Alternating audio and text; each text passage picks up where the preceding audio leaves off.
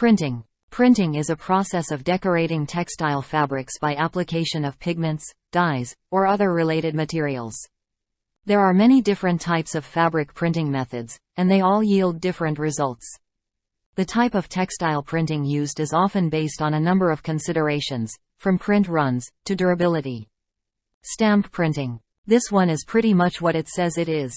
A stamp is created, and that is then used to imprint onto the fabric. Similar to making potato stamps when you were a child, to create beautiful paintings. Your design is cut into the stamp, which is then dipped into the ink, and using even pressure, you transfer this from the stamp onto your textile. Although we've come a long way from potato stamping, the level of detail that you can get from stamp printing is limited, so this is not suitable for the more intricate designs. Transfer printing. Another method is using transfer paper. This is a specialist paper which can be bought from most stationers, as well as craft shops and even some supermarkets. You can use a standard household printer to print your design onto the transfer paper, which you can then print onto your chosen fabric by using a standard, household steam iron. This can be upscaled and done professionally on larger runs, however it will leave a shiny film or surface texture on your fabric. It is not a permanent method of fabric printing as it can crack and peel with multiple washes, and often fades. Screen printing. As we move towards the other end of the scale, we start to see methods which are used more and more commonly within the professional world of textile printing. Silkscreen printing is most common within the business. This method of printing uses a stencil and a nylon mesh to create the print design. A material which is waterproof will be used to block out the spaces that you want your design to appear on, and then those blocked out spaces are flooded with ink. Due to the way that this method is carried out, you can only use one color for each screen, however, it does produce fantastic replications.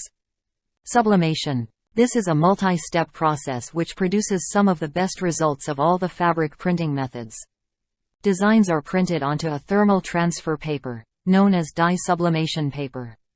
This is then used to create the print on the fabric. Both heat and pressure are used to permanently bond the inks to the fibers of the fabric.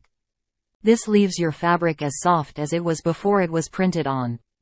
The deep infusion technique penetrates specialist water-based inks deep into the textile, which makes your print permanent. Perfect for intricate details as well as colors. Pigment printing. Pigment printing is one of the most popular printing techniques for use on cellulose fibers, making them ideal for use on natural fabrics. It is one of the fabric printing methods which can be used on synthetic materials as well, which makes it pretty versatile. It is a localized technique which involves applying the dyes to the part of the fabric that you want your design to be seen.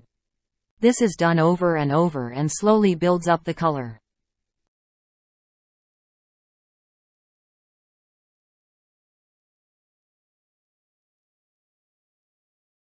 Reactive printing. Reactive printing is another of the heat-activated fabric printing methods. It is done by pre-coating the fabrics and then using a binder, similar to that of pigment printing, and a printing additive. It prints a dye or wax onto the fabric, and the heat reaction permanently bonds the image to the textile. Put simply, it is similar to coating the fabric with the design and then steaming it to create a reaction which bonds the design to the material.